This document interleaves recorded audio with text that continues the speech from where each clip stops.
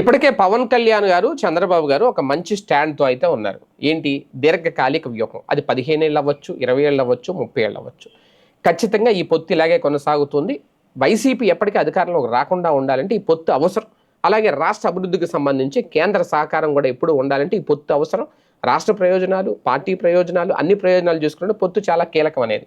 ఈ నేపథ్యంలో వీళ్ళిద్దరూ వైసీపీకి ఇస్తున్న హింట్ ఏంటి? వాళ్ళు కూడా పొత్తు పెట్టుకుంటేనే ముందుకెళ్తారు అనేది. అయితే ఈ హింట్ జగన్ తీసుకుంటారా లేదనేది ఇక్కడ చాలా కీలకం. ఒక రకంగా జగన్కి ఇండైరెక్ట్గా వాళ్ళిద్దరూ ఇస్తున్న హింటు అనేది కూడా కొంతమంది రాజకీయ చెప్తున్న మాట. ఎందుకు అంటే జగన్తో కలవడానికి కూడా కొన్ని పార్టీలు సిద్ధంగా ఉన్నాయి.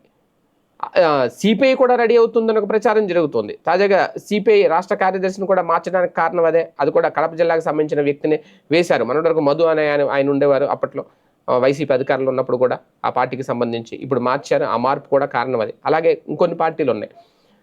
శ్రావణ్ కుమార్ గారి పార్టీ కానీ, లేదంటే ఆమ్ ఆద్మీ పార్టీ కానీ, అంటే ప్రధాన ప్రతిపక్షం వైఎస్ఆర్సీపీ ఒకటే ఉన్నా ఆంధ్రప్రదేశ్లో చిన్న చితక పార్టీలు చాలానే ఉన్నాయి. వాళ్ళు ఇప్పుడున్న కూటమికి వ్యతిరేకంగా అందరూ ఒక్కటవ్వాలి, ఒకే వేదిక మీదకి వస్తే ఖచ్చితంగా ఈ కూటమిని గద్దె దించొచ్చు అనే లెక్కలు వేసుకుంటున్నారు. ఇప్పుడు ఏ ఒక్కరిని తక్కువ అంచనా వేయడానికి ఇక్కడ లేదు. భారతీయ జనతా పార్టీ ఆంధ్రప్రదేశ్లో సింగిల్గా పోటీ చేస్తే దాని పరిస్థితి ఏంటి? ఒకప్పుడు 4 సీట్లు గెలుచుకుందంటే కూటమి ద్వారానే, ఇప్పుడు 8 సీట్లు గెలుచుకున్న కూటమి ద్వారానే కేంద్రంలో అధికారంలో ఉన్న ఆంధ్రప్రదేశ్లో భారతీయ జనతా పార్టీ సింగిల్గా వెళ్తే దాని పరిస్థితి ఏంటి అనేది కొన్ని లెక్కలు, కొన్ని ఈక్వేషన్స్ మొత్తం అన్నీ ఒక్కటైతే ఖచ్చితంగా ఆ కూటమి అధికారాన్ని దక్కించుకోవచ్చు అనేది. ఇప్పుడు అలాగే కూడా వైఎస్ఆర్సీపీ ముందున్న అతిపెద్ద రేపొద్దున్న కీలకమైన అంశం ఏంటి అంటే కూటమిని ఢీకొట్టడం. ఇప్పుడు సోలో పెర్ఫార్మెన్స్తో ఢీకొట్టడం సాధ్యం అవుతుందా లేదనేది 2024 ఎన్నికల్లో తేలిపోయింది. 2029లో కూడా ఇదే విధానం అవలంబిస్తాను అంటే అధికారంలోకి రావడం సాధ్యమా కాదా అనేది కూడా ఖచ్చితంగా వైసీపీ అంచనాలు వేసుకోవాలి అంటున్నారు రాజకీయ పరిశీలకులు.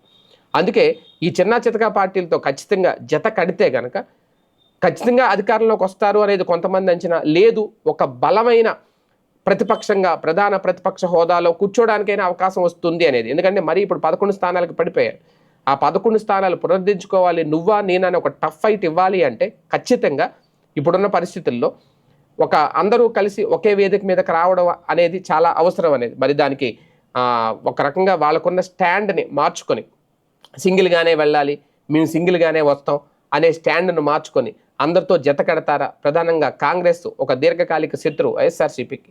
కానీ రాజకీయాల్లో ఎప్పుడు కూడా శాశ్వత శత్రువులు, శాశ్వత మిత్రులు ఉండరు అంటారు.